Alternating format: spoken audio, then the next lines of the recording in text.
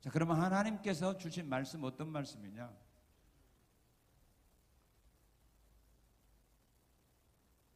그래서 하나님의 말씀을 전하는 자들은, 전도자들은, 교사들은, 목사들은 하나님의 말씀을 전할 때에 상대방에게 은혜로운 말만 전하려고 하면 그건 잘못이다 이 말입니다. 성경이 말하는 대로 우리는 전해야 되는 거지, 성경이 말하는 것을 숨겨버리고 사람들이 은혜 받을 수 있는 달콤한 말을 전했다면 이건 잘못입니다. 그 사람은 우리의 영혼을 죽이는 살인자입니다.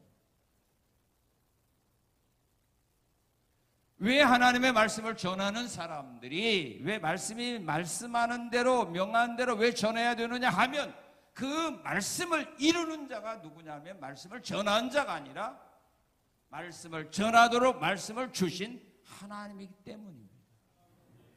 우리가 이런 믿음이 없으니까 머뭇거리는 거예요. 주저하는 겁니다.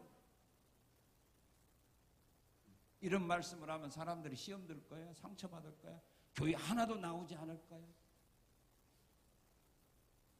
이런 생각에서 하나님의 말씀을 우리가 가감하게 되는 겁니다. 자, 하나님이 주신 말씀 어떤 말씀이냐? 아마 지금 사람들이 생각하면 별로 좋아하지 않는 말입니다. 그런데 하나님의 사람들은 그대로 전해야 되는 겁니다. 자, 어떤 말씀을 주셨느냐 하면, 자, 사무엘상 2장 27, 29절에 보게 되면 어떤 말씀을 하나님의 사람을 통하여 엘리에게 주었습니까? 그의 잘못한 죄를 지적하고 책망하는 말씀을 주십니다.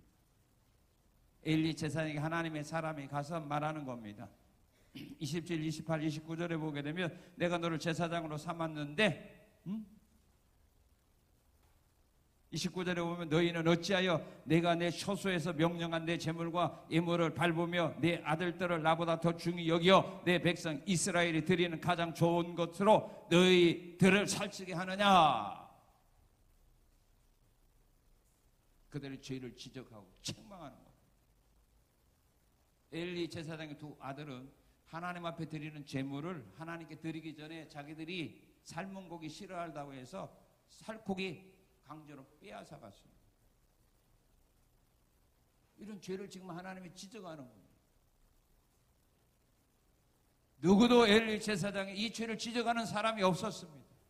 그 아들들의 잘못을 지적하는 사람, 책망하는 사람이 없었습니다. 그래서 하나님은 하나님의 사람을 보내서 그 죄를 지적하고 책망하는 겁니다.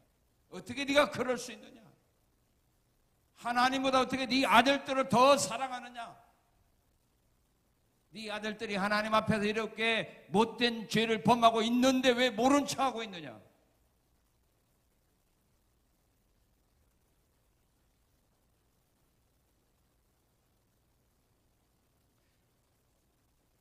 이런 죄들에 대해서 자 3장 13절에 보면 내가 그의 집을 영원토록 심판하겠다고 그에게 말한 것은 그가 아는 죄악 때문이니 이는 그가 자기 아들들이 저주를 자청하되 금하지 아니하였음이니라.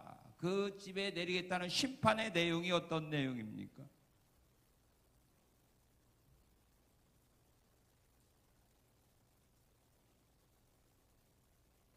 아들들 한날에 죽게 하고 너희 집에 젊은이가 내가 없게 만들겠다.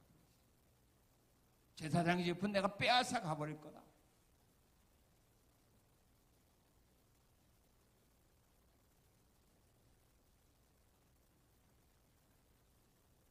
죄를 지적합니다. 책망합니다. 다윗 왕이 살인했습니다. 강간했습니다. 남의 아내 빼앗았습니다. 누구도 지적하지 않았습니다. 책망하지 않았습니다. 그런데 하나님은 나단 선지자를 보내서 왕의 잘못된 죄를 지적하고 책망합니다.